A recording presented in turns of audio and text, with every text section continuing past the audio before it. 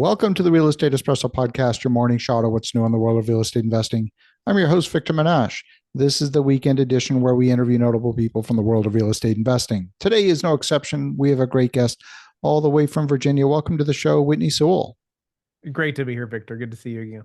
Well, great to have you here. It's been a while since you were last on the show. In fact, it was a thing that got in the way called the pandemic. But for the folks who haven't met you, maybe give a little bit of your backstory and how you got to this point in your journey. I have a background in military and law enforcement. I joined the National Guard in March of '01, obviously not knowing what was going to happen 6 months later, 9/11, of course, and then found myself spending a year in Iraq shortly after, and very thankful to have made it home. Not everyone in my squad made it home, and so I'm thankful to the Lord for my safety, physically and mentally, to be home. And then, I started working for Kentucky State Police. I loved being a first responder and the structure and the discipline, the uniform, the service, and getting to drive fast sometimes is a plus. But it's not all roses, that's for sure. It's a hard job. But I quickly found out it was going to be hard to support a family on $28,000 a year. I got married, and while I loved being a first responder, I had to figure out, okay, I got to do something else to support our family, and if we're going to have children, yeah, because we weren't going to be able to do it like that. And so I learned about this thing called rental real estate. I was exposed to say, well, wait a minute, like so many people have built wealth in real estate. Surely I can do something.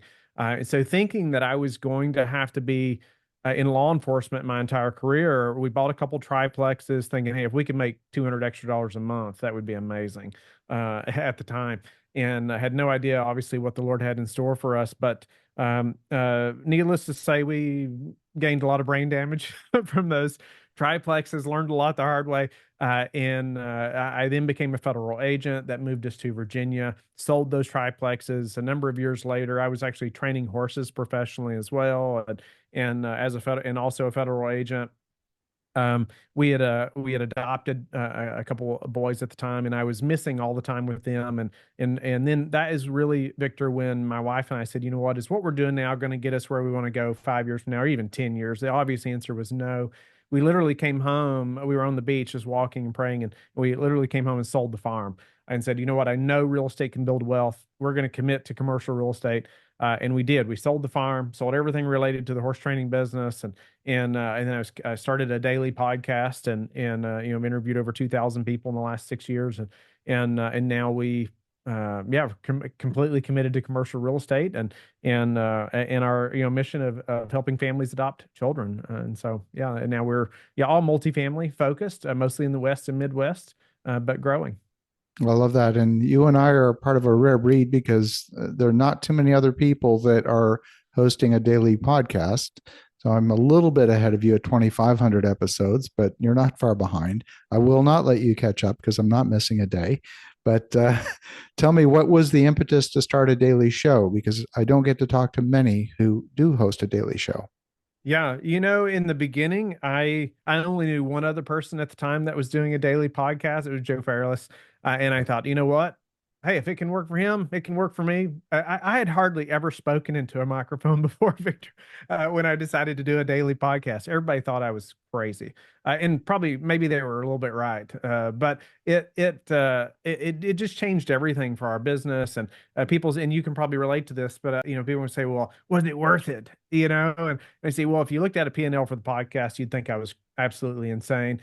But if you looked at the business in relation to the podcast, you'd think, oh, wait a minute." There's something to this, because it just, I mean, it increased my network so fast. As interviewing 7 people a week, versus one, it allowed me to ask all the questions of experts like you, Victor, right? You can believe if I was doing 12 to 15 interviews a day early on because I was still working full time as well.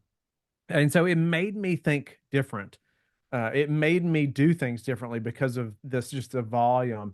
Made me build teams and hire people and just learn things fast. I had to. I didn't have any choice to get it all done. All right. But it increased our network very fast and allowed me to learn fast as well. And so it's been a game changer, to say the least. I love that. And one of the drivers for me, I knew a few folks that had a daily show. Joe Fairless, I'd been a guest on his show, and John Lee Dumas, Entrepreneur on Fire, I'd been a guest on that show. And that was kind of my Roger Bannister moment to prove that the 4 minute mile could be broken, and therefore I could do it too. And the thing that was present for me was amateurs don't do daily.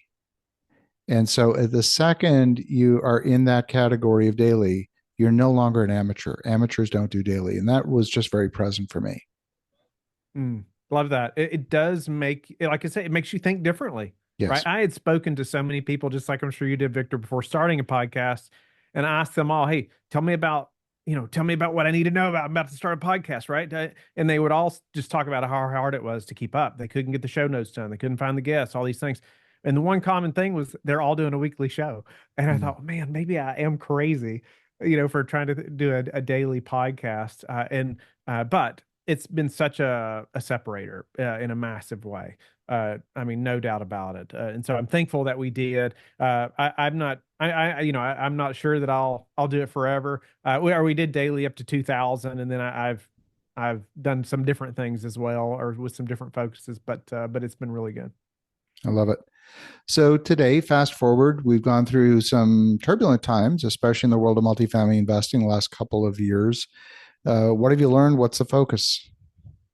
Yeah, I would say our focus has changed to some degree over the last couple of years. The last couple have been so slow for us, and I would say the first 12 months of that 24 were really discouraging. Victor, it's like, man, I see other people doing deals and whatever, whatever. I'm like, man, what are we doing? Why aren't we finding these? But with higher interest rates, and we couldn't afford the debt, and so we just have not or didn't do deals, like we were doing.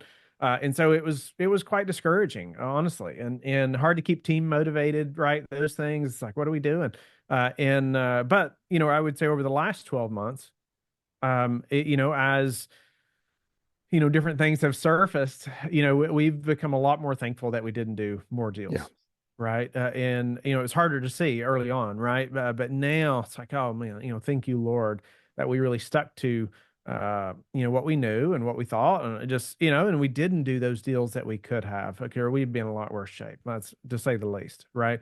But through that process too, I think we've learned a little more about what makes investors happy, and it's changed our buy box as well, of what we're looking for. Where just high level, I'd say, where we were very value add, multifamily focused, for years, older vintage, I would say 70, 80s vintage even.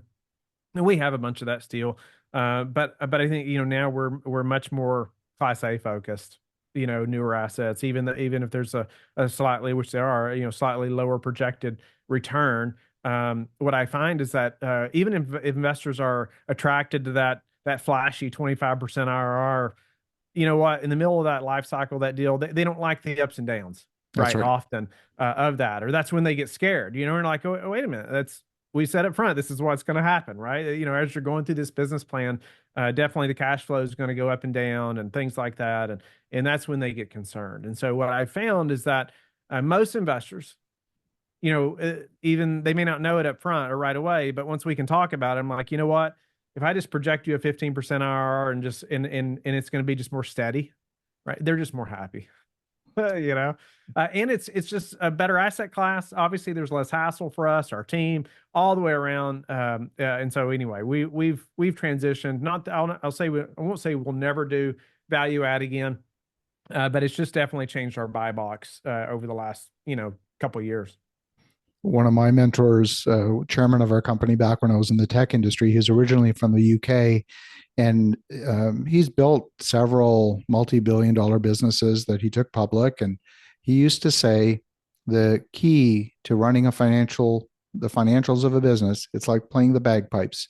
You want it to come out sounding like this monotone, and sometimes you blow and sometimes you squeeze, but you want it to come out like this monotone and keep it as Yeah. boring as can be. And I think there was an element of truth to that. Yeah, yeah, boring is good more times than not, right?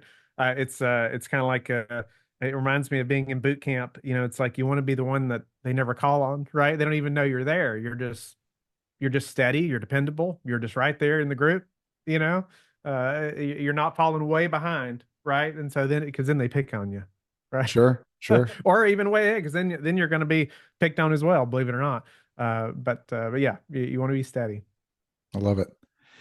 So you're focusing on newer cash flowing assets. And what's the path to value creation? Are you just relying on the market? Are you fixing things at the management level? There has to Yeah. be a value add component somewhere. Yeah, no, a great question, Victor. A number of the projects that we've bought that have been newer like this have been directly from a developer, or so there's been a developer relationship of some kind. For instance, there's been times we've even put them under contract a year before they're completed, right? Or there's been a couple of times where developers are self-managing or whatnot too, and there's a ton of value to be had just through better management. And I've never understood that really. I'm like, why don't you all put in better management? Then you could realize so much more value in these assets before selling them. But I'm also not a developer. So either through better management, I mean, I would say that's the more typical way because we're buying directly from developers would be the most common. I love it. Well, Whitney, if folks want to connect, if they want to learn more, what's the best way? Yeah, WhitneySewell.com or LifeBridgeCapital.com. Terrific. Well, Whitney, great to catch up as always. And for the listeners at home, connect with Whitney Sewell at whitneysewell.com or his company, lifebridgecapital.com. The links will be in the show notes. And in the meantime, have an awesome rest of your weekend. Go make some great things happen. We'll talk to you again tomorrow.